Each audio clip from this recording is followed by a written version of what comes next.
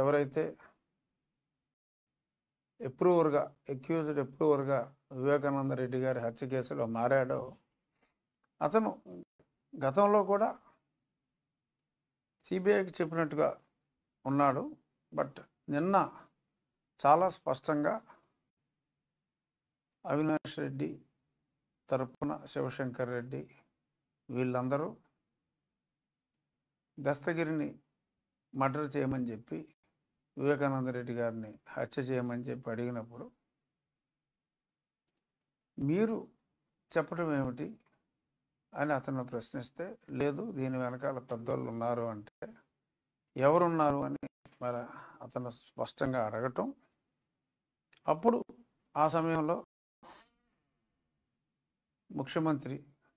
ఇప్పటి ముఖ్యమంత్రి అప్పటి ప్రతిపక్ష నాయకుడు ఎడుగూరు సందింటి జగన్మోహన్ రెడ్డి దస్తగిరికి స్వయంగా అవినాష్ ఏం చెప్తే అది నువ్వు చెయ్యి, నీకేమీ ఇబ్బంది లేకుండా నేను చూసుకుంటాను అని ఆయన జగన్మోహన్ రెడ్డి గారు మృదు స్వభావి, ఎల్లప్పుడూ చిక్కటి చిరునవ్వుతో ఉండే వ్యక్తి, నువ్వు లేపేసే నేను చూసుకుంటాను మే హూనా అని చెప్పి ఆయన ఒక అభయం ఇచ్చినట్టుగా దస్తగిరి గారు చెప్పాడు.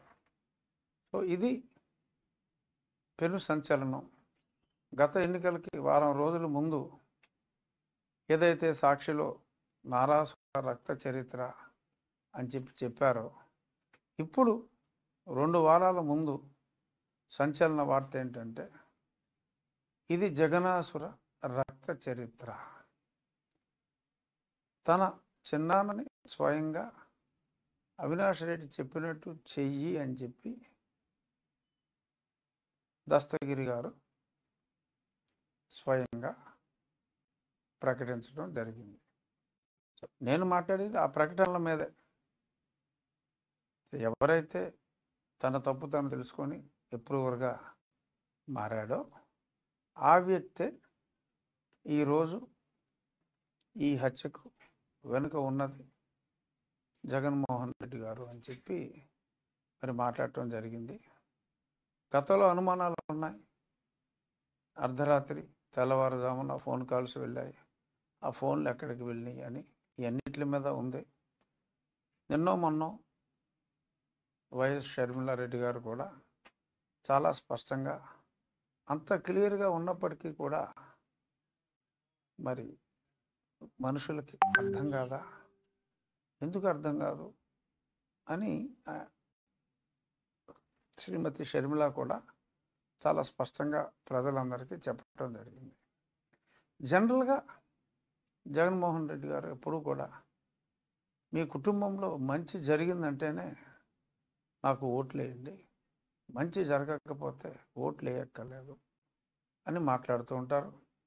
మరి ఇక్కడ ఈ సొంత కుటుంబంలోనే మరి హత్యా రాజకీయాలు చేసి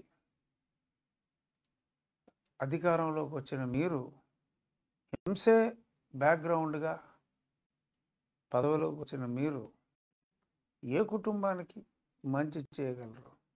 నీ సొంత తల్లి గతంలో నీ ఎన్నికల్లో నీ వెన్నంటి ఉండిన తల్లి అమెరికా గయా, నీ సొంత చెల్లి గతంలో సపోర్ట్ చేసిన చెల్లి మరి ఇప్పుడు వైఎస్ గారికి రాజకీయ జన్మనిచ్చిన కాంగ్రెస్ పార్టీ వైపుగా ఆవిడ వెళ్ళిపోయింది.